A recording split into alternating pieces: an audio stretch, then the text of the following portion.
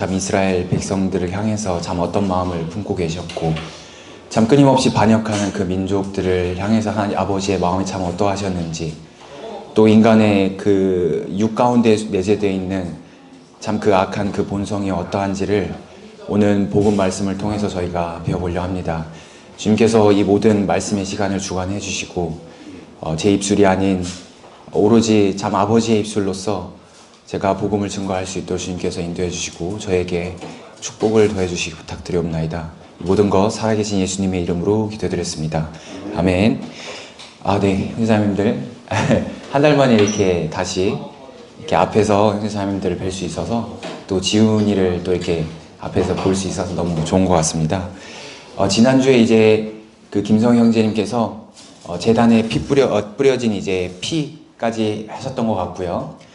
이스라엘 민족이 하나님의 그 10개의 재앙이 애굽 땅에 임함으로 말미암아서 바로가 이스라엘 민족을 풀어주게 되고, 이스라엘이 홍해를 건너고 가는 중에 하나님께서 명하셨죠. 너희들은 행진하는 중에 광야 가운데서 성막을 만들어라 라는 그 명을 받고 이스라엘 민족이 성막을 만드는데요. 그 구조물에 대해서 여러분들이 지난주에 보셨었죠. 이제 김서 형제님께서 이렇게 설명해 주셨는데요. 이렇게 보면 이렇게 입구가 있습니다. 입구가 있고 들어가자마자 제일 먼저 보이는 게 번제단입니다. 이 번제단에는 반드시 하나가 드려져야죠. 혹시 지난주에 잘 들으셨는지 한번 시험 한번 해보겠습니다. 누구의 어떤 동물의 피가 뿌려졌습니까? 그쵸, 송아지나 양의 피인데, 근데 어떤 이제 성별이 뭐죠? 순양이죠. 그리고 하나의 더 조건이 있었어요. 새끼는 아닌데 하나의 더 조건이 있었습니다. 그쵸, 흠없는, 그렇습니다. 소나 양의 피로 하되 흠이 없어야 하는 부분을 이야기를 했었었죠. 그래서 제단에 결국은 피를 바르게 됩니다. 이 피는 결국은 어떤 의미를 가지냐라고 했을 때, 이 피는 바로 생명을 뜻한다라고 지난주에 김성 형제님께서 말씀해 주셨죠. 저희가 죄를 지었는데 왜 그 흠없는 양 혹은 소가 희생이 되어야 됐을까요? 왜 그러냐면 죄의 싹은 사망이기 때문에 결국은 생명을 지불해야지만 그 죄에 대한 사함이 있습니다. 내가 죽어야 할 그 자리에 바로 흠이 없는 그 동물이, 그 짐승이 죽음으로 말미암아서 나의 대가를 대신 치러준 대속의 의미가 있죠. 그렇죠? 그것이 바로 지난주에 지훈이와 이제 누구 한 명 더 나왔었잖아요. 나와서 앞에 연극을 했던 기억이 있는데요. 그런 부분들을 이제 설명한 것입니다. 근데 여기 보면 이스라엘에 하나님께서 하나 더 명하시는 부분들이 있는데요. 대제사장이 있죠. 제사장들이 있고 대제사장이 있어요. 근데 이 대제사장은 어떤 역할을 하는 사람이냐면 이스라엘 민족을 대표하는, 하나님 앞에서 대표하는 역할을 부여받았습니다. 즉 하나님과 이스라엘 민족 중간에서 어떻게 보면 중재인으로 역할을 하는 거죠. 근데 이 대제사장이 홀로 해마다 한 번씩 들어가게 돼 있습니다. 지성소로. 성소가 있고요. 성소를 통과해서 들어가면 지성소 있죠. 지성소 안에는 뭐가 있죠? 법궤가 있고 그 안에는 율법 10계명이 담겨 있고, 그리고 아론의 쌍난 지팡이가 있죠. 1년에 한 번만 딱 들어갈 수 있어요. 이 대제사장은 근데 반드시 그 지성소에 들어갈 때 하나를 가지고 들어가야 됩니다. 그거 무엇입니까? 여기 뭐라고 돼 있어요? 히브리서 9장 7절에 보니까 대제사장이 홀로 해마다 한 번씩 들어가되 뭐가 없이는요? 그쵸, 피 없이는 들어가지 아니하였나니 라고 적혀져 있죠. 만약에 그가 아무리 대제사장이어도 피가 없이 들어갔다면 그는 어떤 결과가 초래할까요? 그에게 바로, 설령 그가 아무리 대제사장이든 일국의 왕이든 그와 상관없이 그는 바로 하나님 앞에 죽임을 당합니다. 이 대속죄일이 1년에 한 번 있는데요. 이 히브리어로는 용키푸르라고 합니다. 자, 1년에 딱 한 번, 오직 대제사장만이 가장 거룩한 장소, 즉 하나님이 거주하신 그 지성소에 들어가는 날이죠.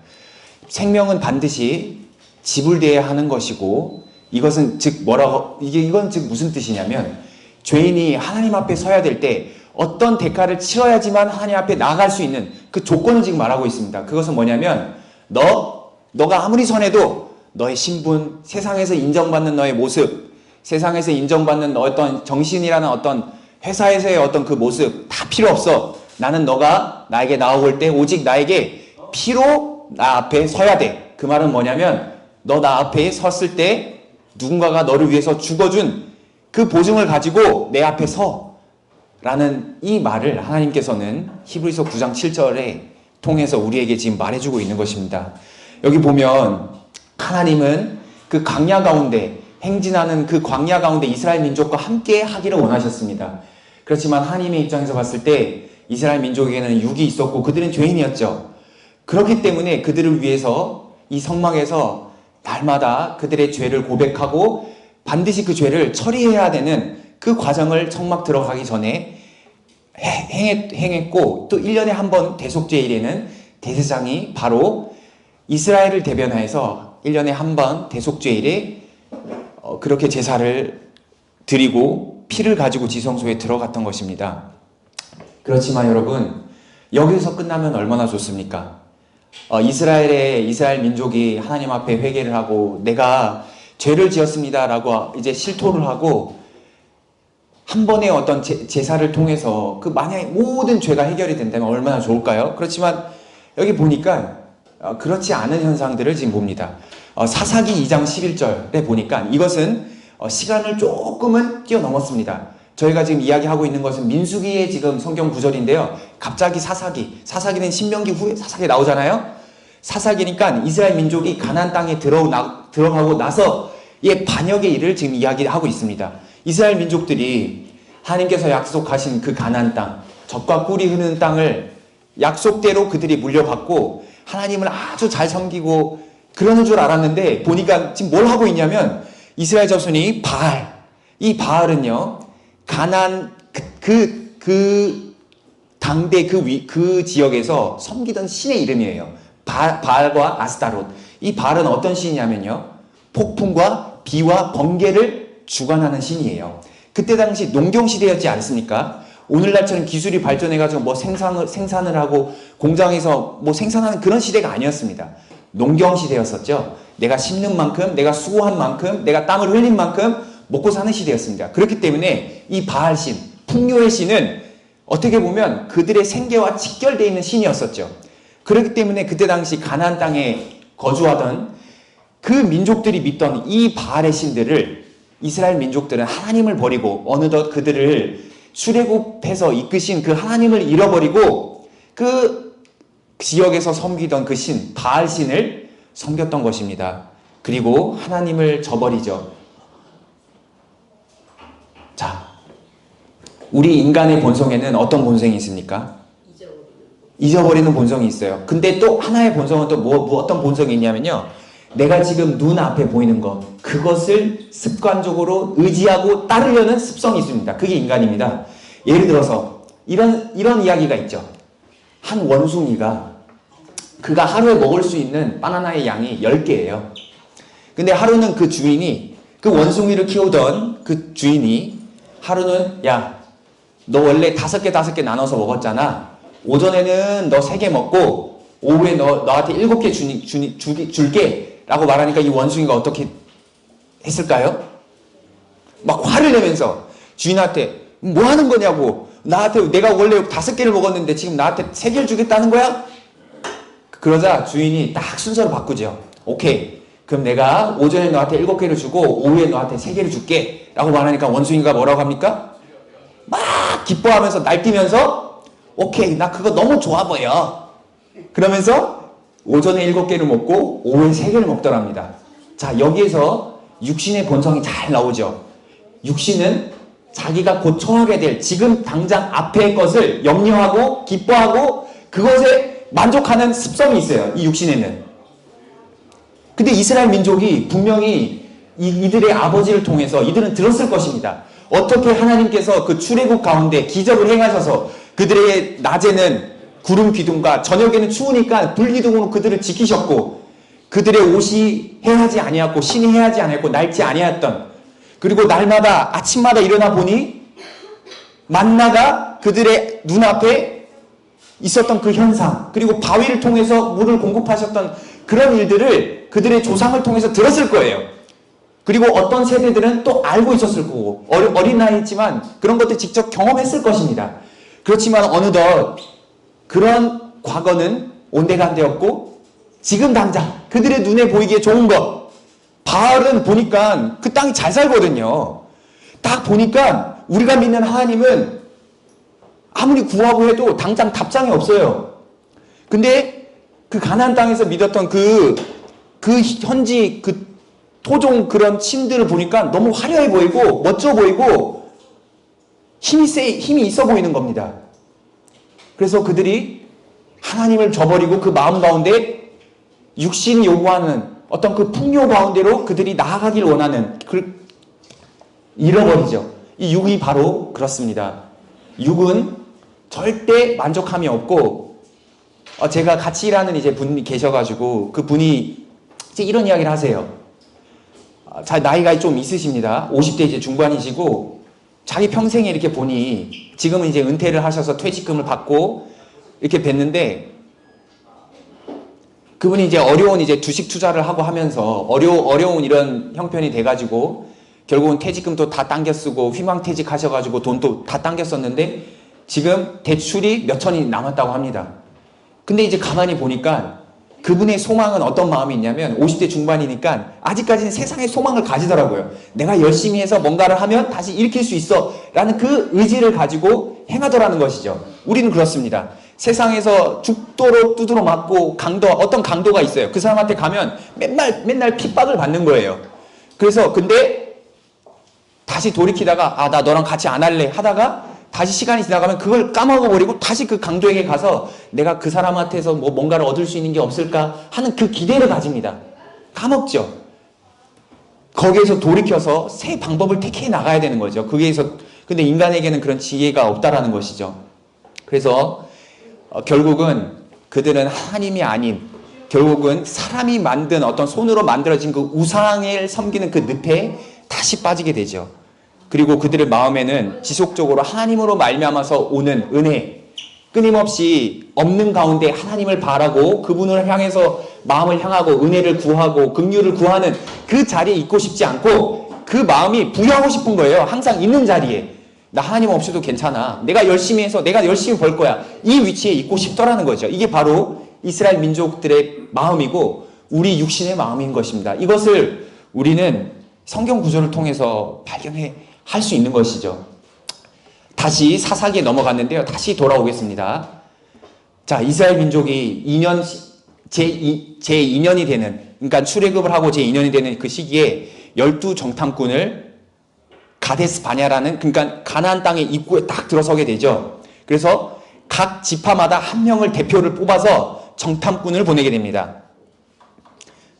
그 땅이 어떠고 그들은 어떤 거를 마시고 그들은 얼마나 이제 신장이 얼마나 크고 그들의 문화는 어떻고 그들의 성곽은 얼마나 견고한지 파악해야 될 거 아닙니까?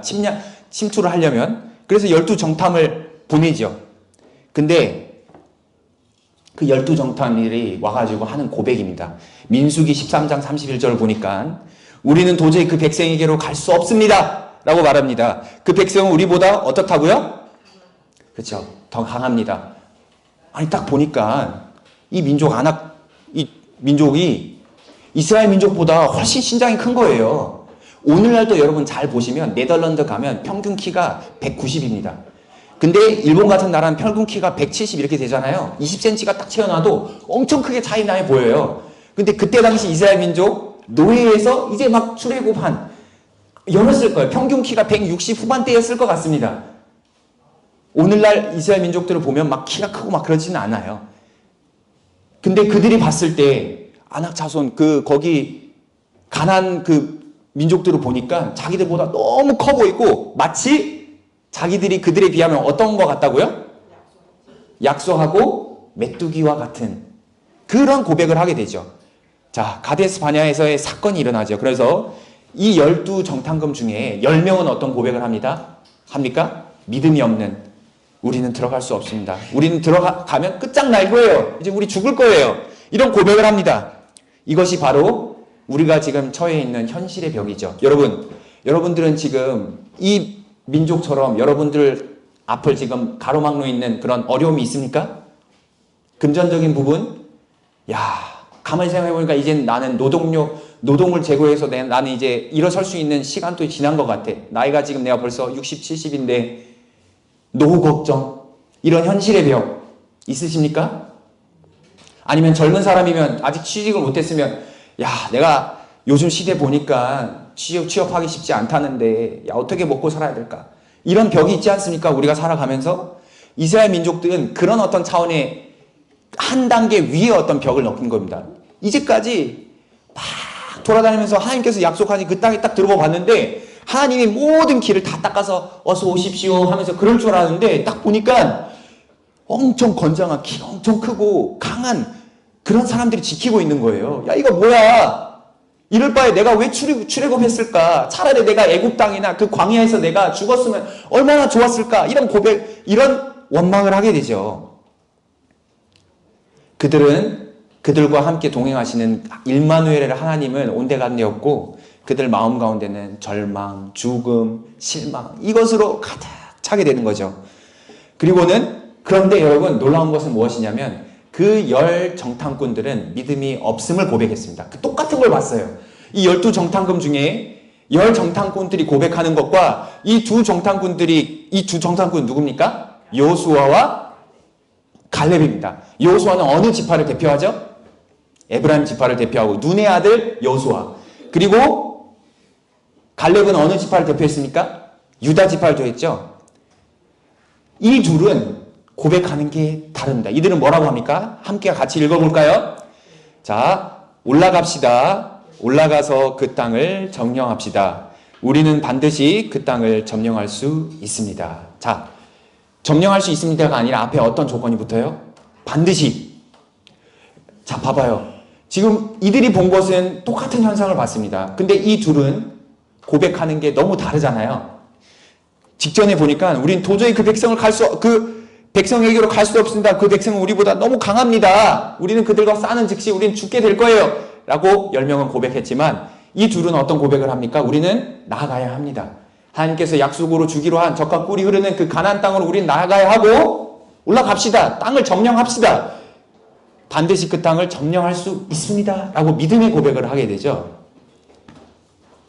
자, 우리가 살아가는 사실은 대부분의 것들은 현실 그 자체의 문제라기보다는 우리 마음의 믿음의 문제일 때가 훨씬 많습니다. 어떤 사람은 똑같은 현상을 보고 믿음의 없음을 고백을 하고 어떤 사람은 똑같은 현상을 보고 믿음을 고백하죠. 한 영상 전에 제가 연대기 공부반에 틀어줬던 그 영상이 있었던 것 같은데요. 한 아이가 미국은 보통 이렇게 집에 보면 풀장이 같이 딸려있는 경우가 좀 있습니다. 근데 애가 보니까 이제 1살 좀 넘어 보여요. 만 나이로. 한 2살 정도 돼 보이는 아이가 부모가 이렇게 밑에서 이렇게 점프해. 풀장으로 점프해 하면서 격려하는 그 모습이 보입니다. 근데 이 아이는 망설이죠. 내가 저걸 들어가야 되나 말아야 되나. 그가 만약에 그 물이 어떤 건지를 빠져본 경험이 있으면 들어가려고 할까요 안 할까요? 빠졌다가는 내가 다시 물 먹고 내가 지금 큰일 날 수 있겠다라는 생각을 하죠. 자, 그럼 보십시오. 그 어린아이는 근데 그 영상에는 다행히도 그 어린아이는 믿음을 선택합니다. 아버지를 가만히 볼 때는 믿음이 생겨요. 아버지가 내가 빠져도 구해줄 것 같거든요. 근데 물을 가만히 보니까 빠지면 죽을 것 같은 겁니다. 그럼 그 아이는 불신을 택할 거냐 믿음을 택할 거냐 선택의 기로에 있죠. 근데 너무 감사한 것은 그는 결국은 믿음을 택해서 아빠를 의지해서 자기의 육신의 아빠를 의지해서 점프하더라고요. 물을 먹을 수 있습니다. 그렇지만 믿음을 내딛어서 그가 행동했을 때 그가 뭐를 배웁니까? 그 어린 나이에 수영이라는 걸 배우죠.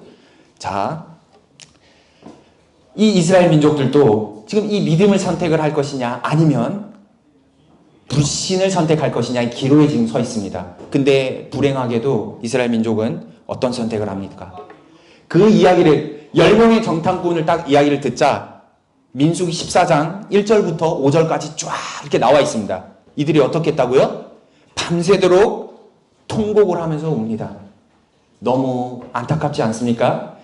하나님께서 그들을 어떤 전지전능하심으로 그들을 이끌었는지에 대한 경험이 있음에도 불구하고 그들의 눈으로 경험했고 보았고 그럼에도 불구하고 그들은 믿음이 아니라 자기가 지금 보이는 거, 나 가면 죽을 거야, 불안함, 그 믿음 없음을 택하였습니다. 그러면서 그들이 막 원망을 늘어놓죠. 너 때문에, 너희들 때문에 여기까지 왜 고생을 해서 여기까지 와? 차라리 우리가 그 애굽 땅이나 광야에서 우리가 차라리 죽었더라면 나을 것을 왜 이 고생까지 하면서 우리가 여기까지 와서 이 자리에서 죽어야 돼? 그러면서 그들이 돌을 들어서 누굴 죽이려고 합니까? 갈렙과 여호수아를 죽이려고 합니다. 그리고 그들이 거기서 멈추지 않고요. 어떻게 합니까? 모세를 제끼고 새 지휘관을 일으켜서 다시 우리가 애굽 땅으로 들어가야겠다라는 그런 악한 생각을 하죠. 능동적으로 악을 택해 갑니다. 그들이 그렇게 악을 택하고 싶어서 택했을까요? 아니죠. 불안하거든요. 나 죽을 것 같거든. 그러니까 믿음이 없는 방향으로 나아가더라고요. 그리고 백성이 밤새도록 통곡하였다. 차라리 이집트로 돌아가는 것이 좋겠다라는 하나님 앞에 악한 고백을 하게 되죠. 여러분, 이 불신은요, 전염성을 가집니다. 한 사람이 불신의 이야기를 자꾸 하잖아요. 믿음 또한 전염성을 가지죠. 내가 어떤 환경에서 자랐는지 누군가가 나를 향해서 믿음의 어떤 말을 자꾸 해주면 제 마음 가운데 믿음이 생겨나는데요. 근데 이 불신의 이야기, 너 할 수 없어, 너 봐봐, 이런 이야기 자꾸 듣잖아요.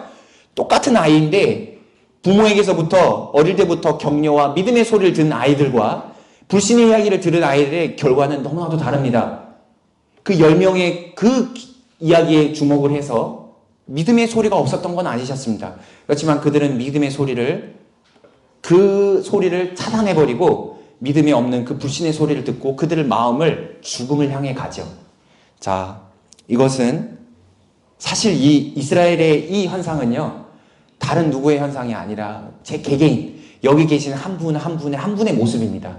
그게 바로 우리가 육신으로 행하는, 하나님 앞에 육신으로 행하는 우리의 모습이에요.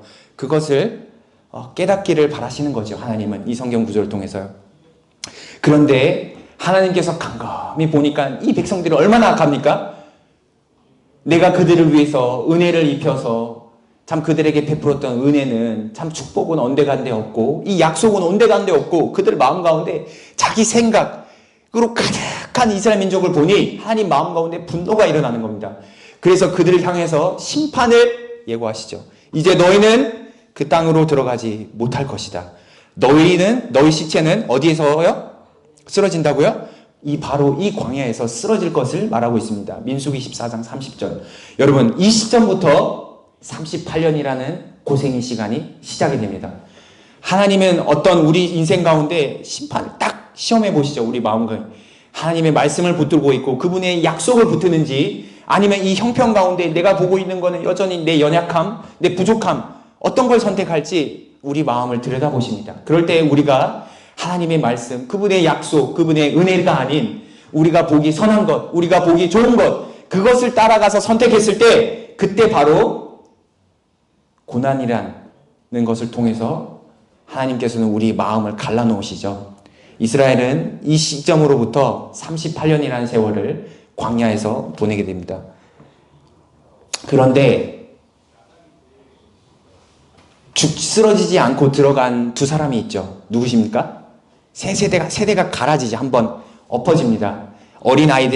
그 아이들이 성인이 돼서 이스라엘에 들어가게 되는데요. 근데 그 시대에 있는 유일하게 들어간 딱 두 사람이 있습니다. 그것은 바로 믿음을 고백한 갈렙과 여호수아와 갈렙이 그 가나안 땅을 들어가게 되죠.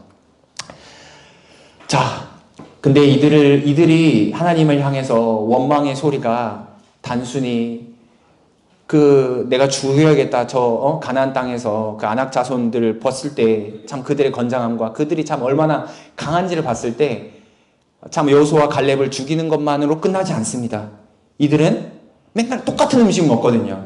이 만나, 이 뭔지도 모르는, 사실 저는 이런 생각이 돼 있었어요. 성경 구절을 봤는데 신약 성경에 보면 이 만나를 어떻게 되어 있냐면 그 천사들이 먹는 식량, 음식이라고 나와 있어요. 맛이 궁금한 겁니다. 이런 생각 안 해보셨습니까? 저는 그런 생각 해봤던 것 같아요. 근데 아무리 그 신선하고 새로운 음식이어도 그들이 하루 이틀이지 1년, 2년, 3년, 4년, 5년 먹다 보니까 이제 진저리가 난 거예요. 언제까지 내가 이 만나를 먹어야 돼? 나도 이제 고기 좀 먹고 싶어. 이런 원망을 내려놓는 겁니다. 이게 육신입니다. 아까 제가 원숭이 예시를 들어드렸잖아요. 육신이 바로 그렇습니다. 지금 나에게 맛있는 것, 지금 나에게 만족을 드는 것, 그것을 향해서 우리는 갈구하는, 나아가고자 하는 그런 본성이 있죠, 우리 마음에는. 그러면서 그들이 하는 고백은 무엇입니까? 민수기 21장 5절. 어찌하여 우리를 이집트에서 데리고 나왔느냐? 이 보잘것없는. 이제는 이 첫 번째 이 만나는 어땠을까요? 신기했겠죠. 첫째는, 야, 이거 뭐야? 이게, 야, 이거 한 번도 본 적이 없는데 하늘에서 이게 하얗다고 돼 있거든요. 솜같이 어떤 음식인지 한 번도 본 적 없는 음식을 처음 먹었을 때는 보잘것없이 보이지 않았겠죠. 근데 시간이 지나가자 이 하나님의 은혜가 어떻게 보였습니까? 이들의 눈에는 보잘것없는 것으로 변질되어 있었죠. 그들의 마음이 하나님의 은혜를 구하는 곳에서 멀어져 있어서 그들의 마음이 높아져 있었던 것입니다. 마치 하나님께서 날마다 나에게 은혜를 베푸시는 게 그 은혜가 아니라 당연한 것으로 어느 순간 여겨져 있었던 것입니다. 한 사례를 더 이야기하겠습니다. 제가 아시는 분의 지인의 한 분이 이제 공장에서 일을 하세요. 여름에는 이제 더우니까 그 더위에 계속 일을 해야 되니까 지치는 겁니다. 그럼 이제 그 지치니까 이제 회사 입장에서는 이제 좀 약간 식힐 수 있을 겸 여름만 되면 아이스크림을 매일같이 줬다고 합니다. 근데 올해부터는 안 준다고 합니다. 그러니까 그분이 이런 고백을 합니다. 아유, 그 아이스크림 뭐라고 하면서 주지 말라고 해. 이런 말을 하더랍니다. 자, 봐보십시오. 아이스크림을 받는 것은 당연한 겁니까? 아니면 그것은 안 줘도 되는데 어떤 복지 차원에서 준 겁니까? 그렇죠. 근데 그거를 계속 받다 보니까 이분 마음에는 당연한 걸로 여겨져 있어요. 오히려 나중에는 안 준다고 하니까 마치 자기 거를 뺏어간다는 듯이 그런 말을 하고 있더라는 거죠. 이게 바로 인간의 마음입니다. 이 이스라엘의 민족을 보니까 바로 그런 모습을 보이는 거죠. 이들은 환경에 조급해하고 은혜를 모욕하는 그 마음이 그들의 마음 가운데 들어서 있는 것을 볼 수 있습니다. 근데 이것은 사실 이스라엘 민족만이 그런 게 아니라 우리 모두가 그렇습니다. 그러자 하나님께서는, 자, 민수기 21장 6절에 보면 이 하나님께서 인내하시고 사랑으로 인내하시고 기다리시는 그 세월이, 그 시간들을 가득 찼을 때 결단을 하시죠. 광야에 그들에게 독사를 보내야겠다. 그리고 시적으로 믿음을 선택하지 않은 그 모든 자들에게 죽음을 내가 허락해야겠다라는 결단을 내리시죠. 보면 주께서 백성들에게 독사를 보내셨다. 그것들이 사람을 무니 이스라엘 백성이 많이 죽었다라고 되어 있습니다. 여러분, 우리가 하나님을 향해서 이 육은 만족함을 가질 그런 어떤 마음의 지혜가 이 육은 없습니다. 사람은요, 1억을 벌었으면 10억을 벌고 싶은 게 사람 마음이고요. 10억을 벌면 100억이 있었으면 좋겠다는 생각하고요. 100억이 있으면 1000억, 나중에는 어떤 생각을 합니까? 내가 이 세상이 다 내가 지배할 수 있었으면 좋겠다. 이게 사람의 마음이에요. 그 어떠한 환경에서도 만족함을 느끼지 못하고 더 갈증을 느끼고 더 큰 것을 향해서 나아가고자 하는, 항상 위의 마음을 들고자 하는 게 인간의 본성입니다. 근데 그곳에 설 수 있는 분은 누구십니까? 하나님만 있잖아요. 하나님만 그곳에 설 수 있습니다. 하나님을 그 마음에 담기 위해서는 낮은 위치에 가야 되는 것이에요. 근데 이스라엘 사람들은 그 하나님의 은혜를 발견할 수 있는 지혜와 그 마음이, 그 겸손한 마음이 그들에게는 없었죠. 그러자 하나님께서는 결단 내리시죠. 그들에게 독사를 보내십니다. 근데 여기서 성경은 끝나지 않거든요. 하나님께서 벌하셨다. 이걸로 끝나면 얼마나 불행할까요? 성경이 만약에 여기로 끝났으면 우리는 사실 성경을 믿을 이유가 없죠. 우리의 연약함은 날마다 드러나는데요. 그 이후에 다시 한번 하나님의 은혜가 나타납니다. 어떤 은혜입니까? 놋을 말하는 겁니다. 자, 놋뱀을, 장대 위에 놋뱀을 이렇게 만들어서 매답니다. 지금 여기 보이시죠? 그림에. 자, 민수기 21장 8절 같이 한번 읽어볼까요? 시작. 너는 독사의 모형을 만들어 기둥 위에 달아 놓아라. 뱀에 물린 사람은 누구든지 그것을 보면 살 것이다. 자, 독사의 모형을 만들어서 기둥 위에, 이 장대 위에 달아 놓으라는 것입니다. 근데 이 뱀 물린 사람들 있잖아요. 지금 독이 퍼지고 있습니다. 이 독사면 순식간에 사람 죽거든요. 그래서 신속성이 중요합니다. 지금 내가 아야 나 아파 지금 나 죽어간다 이런 시간 없어요. 물렸으면 지금 당장 지금 또 노뱀을 향해서 가야 되는 거예요. 지금 의사 있습니까 여기? 노예 생활을 하던 사람들에게 의사가 어디 있어요? 지금 다 똑같은 처지예요. 누가 고쳐줄 그런 의학도 없고 그런 기술도 없습니다. 근데 말도 안 되는 이 노뱀을 본다고 야 이거 어떻게 구원을 받아? 이 말이 되는 소리를 해야지. 이 생각을 가진 사람들은 어떻게 됐어요? 죽었습니다. 많이 죽었다. 이 많이 죽었다에 속하는 사람들이에요. 자기 생각을 믿고 자기가 보는 이 현상에 의지했던 사람들은 많이 죽었다. 거기에 속한 사람들입니다. 그렇지만 감사하게도 뭐냐? 자기 생각은 있어요. 야 내가 독이 퍼지는 거하고 저 노뱀을 보는 거하고 무슨 상관이야? 상관 사실 없죠. 근데 이것은 하나님의 말씀이잖아요. 자기 생각보다 그 위에 있는 하나님의 말씀을 어떻게 대할 것이냐? 이 믿음의 선택을 할 것이냐 말 것이냐? 그것을 질문하고 계신 겁니다. 하나님께서는 너 아직도 너의 방법 살아있어? 너가 보기에 선한 거 택하고 싶은 마음이 네 마음 가운데 있니? 그러면 그 사람은 노뱀을 보지 않겠죠. 근데 어떤 사람은 노뱀을 볼까요? 방법이 없는 사람. 나 어차피 여기서 죽을 것 말씀을 한번 의지해보자. 나에게는 방법이 없고 나의 그 모든 수단과 나의 원칙 살면서 사실 저희가 살아가면서 얼마나 많은 꾀를 부립니까? 조금 몸이 불편하고자 다른 사람에게 불편함이 돼도 우리는 삶에서 그런 꾀를 터득하잖아요. 나이가 되면. 근데 그런 거 다 내려놓으라는 겁니다.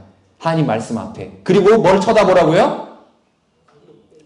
노뱀을 쳐다보라는 겁니다. 여러분 사실 그 노뱀 자체는 힘이 없습니다.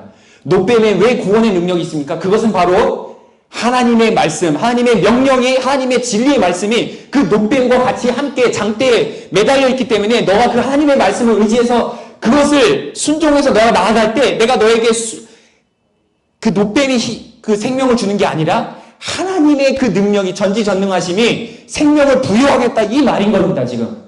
근데 우리의 마음이 지금 어디 가운데 머물러 있습니까?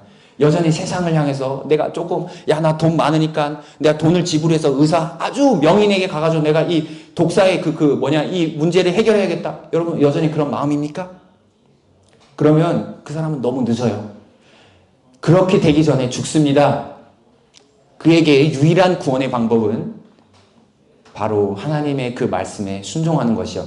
저 위에 높이 올려진 그 노뱀을 봐서 구원을 얻는 것만이 유일한 구원의 수단인 것이에요. 하나님은 그 방법을 제시하셨다는 이 사실에 저희는 감격하는 것이죠. 우리의 모습은 사실 하나님 앞에 그 누구도 하나님 앞에 설 수 없는 것입니다. 여러분 기억하십니까? 대제사장이 피 없이는 어떻게 된다고요? 지성소에 들어가자마자 죽임을 받을 수밖에 없는 것이 우리의 모습일진데 감사한 것은 대제사장에는 그 손에 뭐가 있습니까?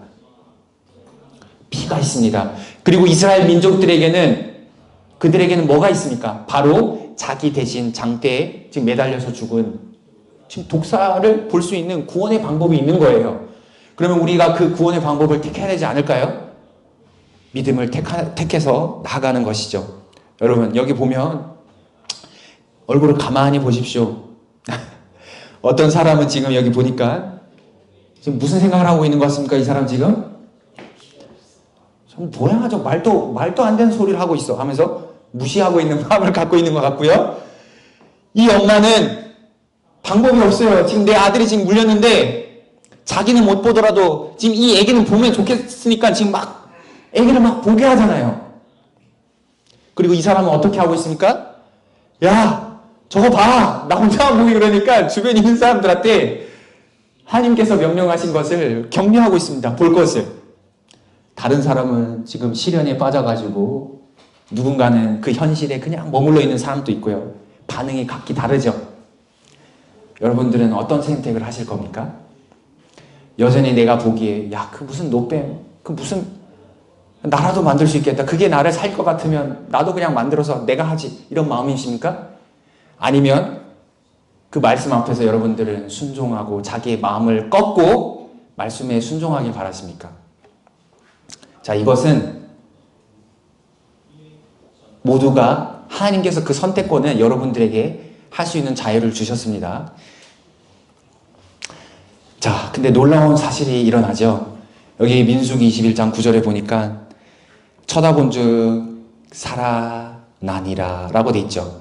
뱀에 물린 사람은 그것을 쳐다보면 살아났다 라고 돼 있죠. 자, 뱀에 물린 사람은 그걸 쳐다본즉 죽었다라고 돼 있으면 하나님 말씀 사실이에요? 진리예요? 거짓이에요?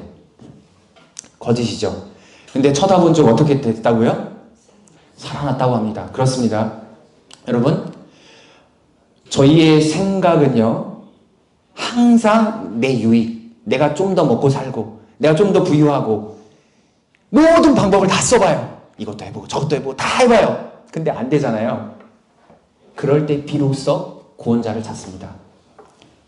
여러분, 우리는 죄인이라고 성경은 말을 하고 있고요. 여러분들 마음 가운데 여전히 뭔가를 선을 행해가지고 구원받고 싶은 마음이 있습니까? 그럼 아직 때가 안 된 겁니다, 여러분. 나는 철저히 나는 할 수 없다. 나에게는 0.00001%의 가능성이 없어. 나 혼자 거하는 것이 옳지 않고 괴로운 뿐이므로 내가 구원의 하나님 앞으로 내가 나아간다. 그 진리의 말씀 앞에 내가 순종한다. 그 마음으로 우리 마음이 나아가야 하는 것입니다. 그 결정을 한 사람들의 결과는 어떻다고요? 쳐다본즉 살아났다고요. 놀랍지 않습니까? 우리는 순종을 했을 때 비로소 아버지의 하나님 앞에, 구원받지 않은 사람들은 아버지가 아닙니다, 여러분. 구원 받으셔야 됩니다. 우리가 바로 그 하나님의 기적을 우리 마음 가운데 경험할 수 있는 귀중한, 또 하나님을 알 수 있는 귀중한 시간으로 역전되는 것입니다. 이거는 세상에서는 기적이라고 하죠. 그렇지만 우리 마음 가운데는 하나님이 우리 마음 가운데 주인됨을 각인시키는 시간일 것입니다. 그렇죠? 그래서 이것은 지체함이 없습니다. 우리가 본즉 바로 어떻게 됐다고요? 즉각적인 치유의 기적이 일어나게 되는 거죠. 이것은 바로 여기 지금 장대에 매달린 이 노뱀은 무엇을 상징하고 있습니까? 구약 성경에는 장대에 올린 이 노뱀이 신약 성경에 와서는 바로 십자가에 못 박히신 그리스도를 예표하고 있습니다. 우리가 가야 할 그 자리에 누군가가 대신 가신 것이죠. 자, 그 다음에 이런 사건이 있고 나서 이스라엘은 그 가나안 땅에 들어가게 되죠. 그리고 이스라엘은 바로 왕국이지 않습니다. 어떤 시간을 보냅니까? 사사의 시대를 보냅니다. 사사의 시대를 몇 년 동안 보냅니까? 사사 시대를 성경에는 대략 300년이라고 되어 있는데 찾아보니 300년에서 340년 정도의 시간을 대략 사사의 시대로 보냈다라고 성경에 이렇게 나와 있더라고요. 성경에는 300년이라고 되어 있습니다. 여러분, 마지막 이제 사사가 누구죠? 사무엘이죠. 그쵸? 마지막 사사가 서게 됐는데, 그때 당시 이스라엘의 하나님 앞에 그 사무엘이 이렇게 나오게 됩니다. 저 민족이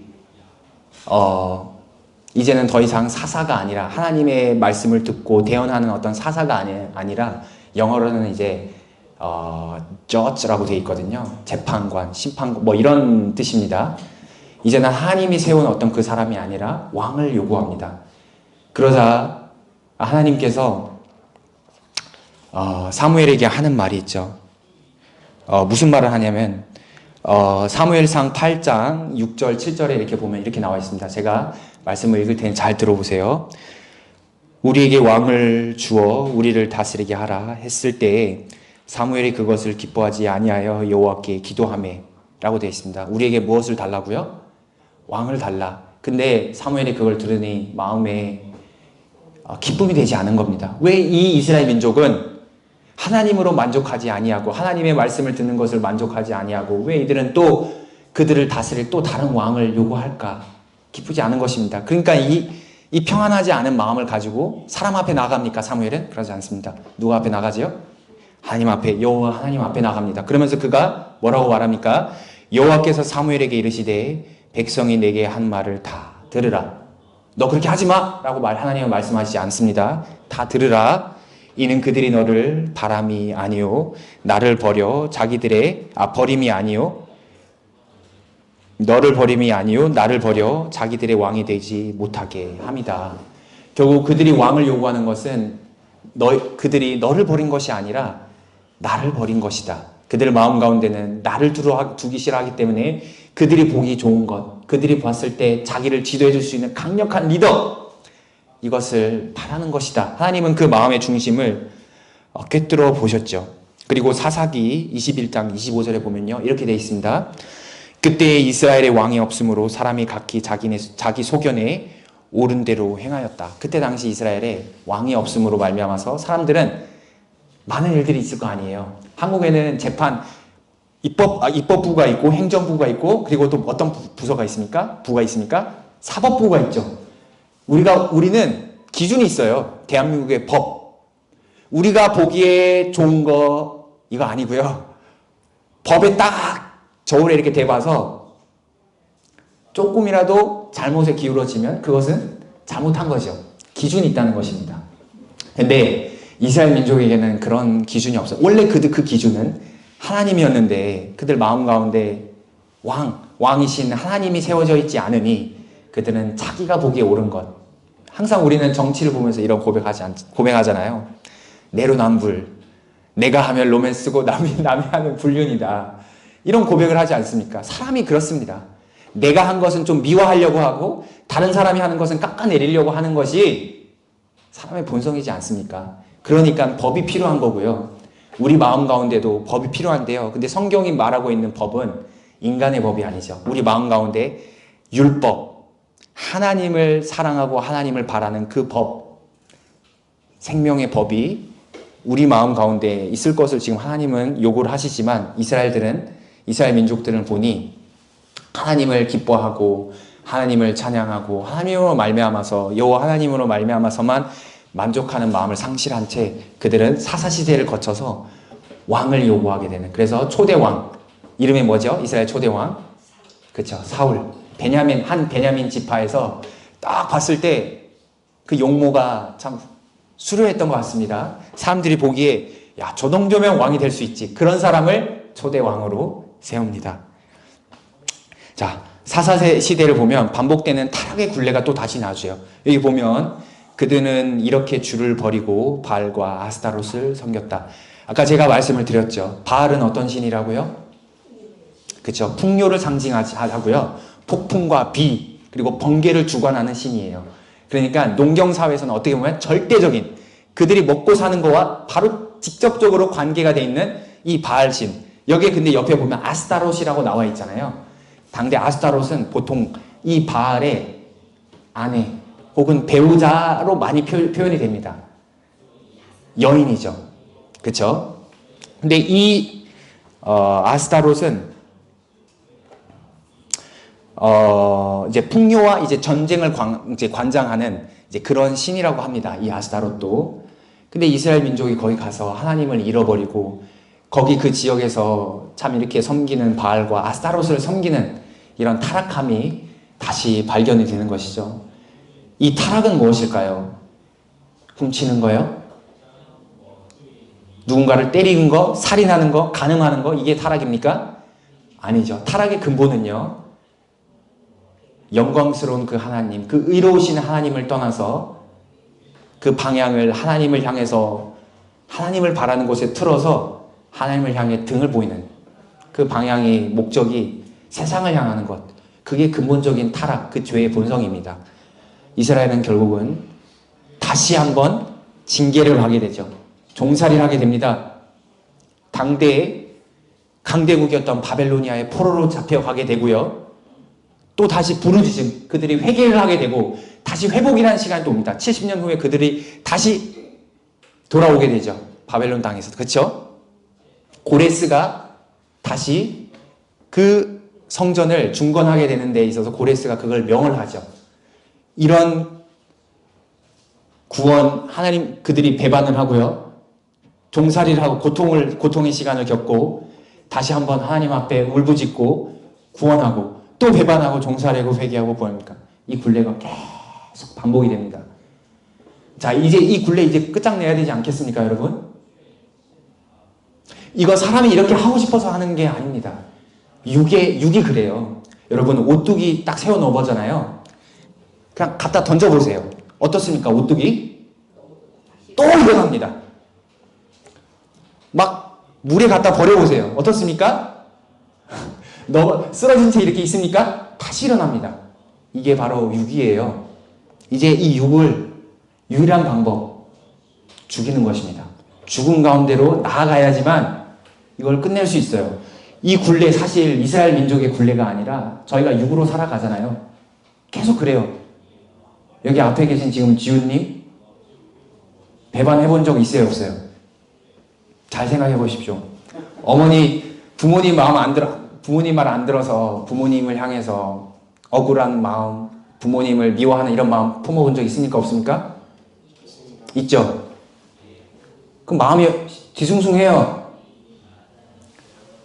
한번 그 집에서 막 뛰쳐나와가지고 밖에서 살아본 적 있어요? 지훈님? 있어요? 그때 마음이 어땠어요? 종살이하는 마음이 어땠어요? 괴로웠죠? 그거예요. 그러니까 어떻게 돼요? 회개해요. 마음. 내 부모를 떠나서 봤더니 쉽지 않은 겁니다. 그래서 회개하고 돌이키고 나 부모를 떠나서 왔더니 이게 고생만 하네. 그러니까 어떻게 가요? 다시 부모님에게로 돌아가는 거죠. 이 구원은 무엇이냐면요, 내가 하나님을 향해서 갔던 그 마음을 돌이켜서 회복해서 그분께서 제안하신 이 구원의 방법을, 이 동아줄을 붙드는 거예요.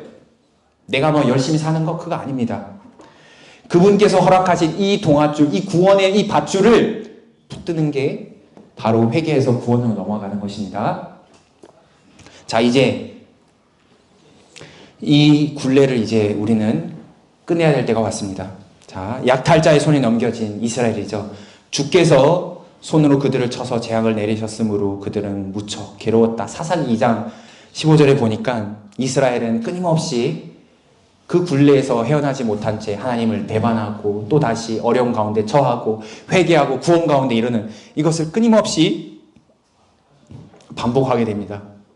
하나님에서 떠나서 내가 좀 더 풍요롭고 좀 더 잘 살 줄 알았더만 그게 아니라 다시 힘들어지는 겁니다. 그러니까 힘들어지자 다시 하나님을 찾죠. 그렇죠?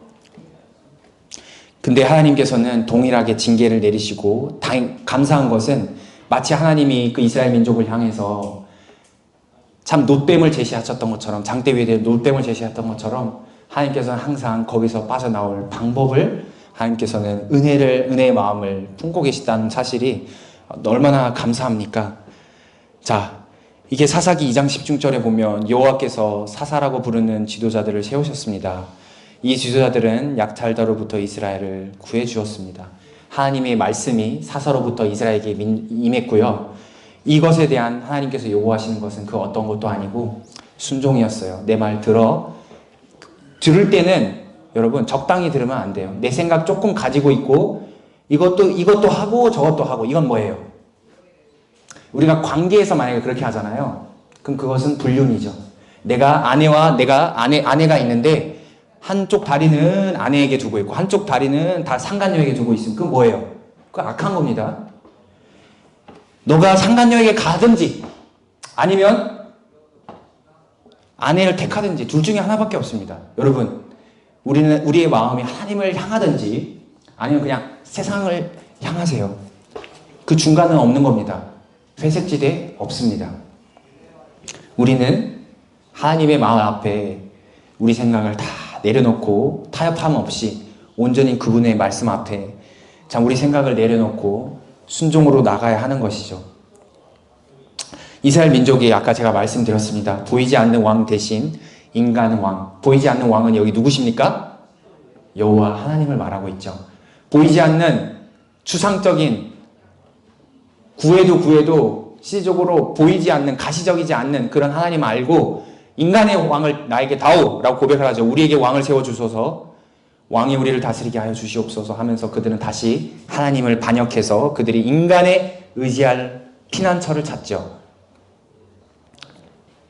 결국은 그들의 마음은 사실은 왕을 구한 것이 아니라 하나님을 그들 마음 가운데 저버린 것입니다.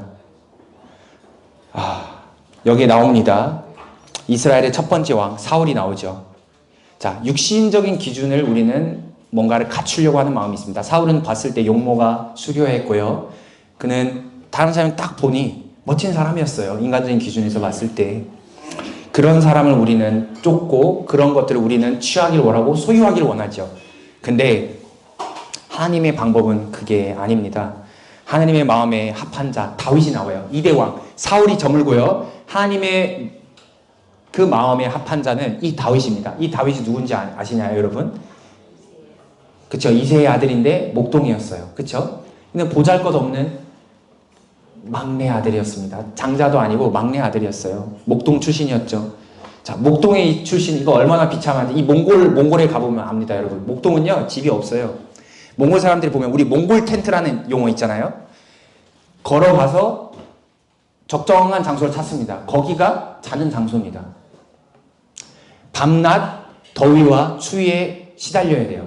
그 고백을 야곱이 하죠. 창세기에. 제가 낮에는 더위와 저녁에는 추위로 내가 외삼촌 라반 당신은 섬겼다. 이런 고백을 하지 않습니까, 야곱이? 그게 바로 목동입니다. 근데 하나님께서 이 목동을 세우시죠. 인간의 조건에 이거 보잘것없는 사람 아니에요? 막내잖아요. 뭔가 사울처럼 용모가 수려하고 한 그런 봤을 때 왕으로 세울 만한 사람은 아니었던 것 같습니다. 그렇지만 하나님께서는 이런 사람을 왕으로 세우시고요. 다윗에게 주신 영원한 왕위의 약속을 허락하시죠. 나는 그의 나라의 왕위를 영원토록 튼튼하게 하여 주겠다.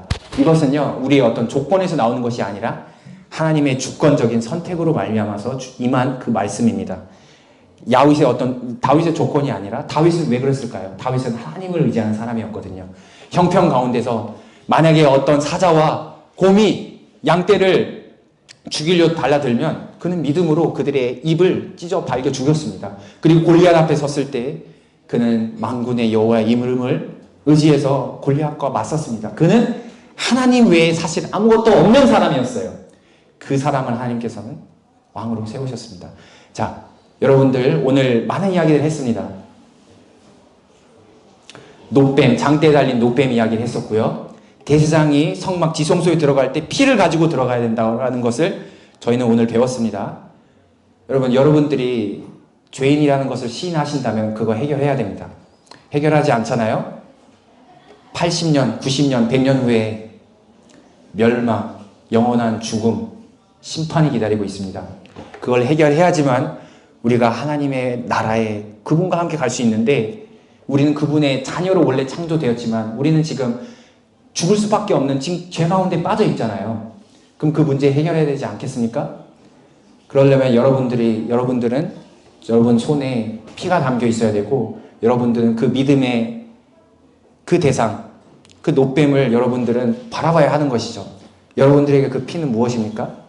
여러분들의 선입니까? 내가 좀 뭐 해보겠다. 내가 남들보다 이거는 잘하지. 그거 사실 보잘것없는 것입니다. 사람들이 봤을 때, 우리가 벌레가 봤을 때 벌레 좀 더 통통한 벌레, 마른 벌레, 뭐 조그마한 벌레, 이거 사실 사람들이 봤을 때 그거 얼마나 하찮은 겁니까? 사람이 뭐 서울대 나왔고 누구는 지방대 나왔고, 이게 뭐가 중요합니까? 하나님 앞에서는. 하나님 앞에서는 다른 거 아니에요. 여러분, 하나님 앞에 생명 제시할 수 있어야 됩니다. 그렇지만 여러분들은 죄인이기 때문에 여러분들은 스스로를 구원할 수 있는 그 능력이 여러분들에게 없습니다. 우리는 반드시 그분께서 우리에게 제시하신 0.001%의 우리의 생각 더하지 아니하고 그분께서 제시하신 그분의 구원의 방법을 들고 그분 앞에 나가야 하는 것이에요. 그것이 바로 우리가 하나님 앞에 취해야 할 유일한 구원의 방법입니다. 다음 시간에 이 구체적인 부분에 대해서 나눠보는 시간을 갖도록 하고요. 오늘 여기서 마치도록 하겠습니다. 기도하고 마치도록 하겠습니다. 오 하늘에 계신 우리 아버지,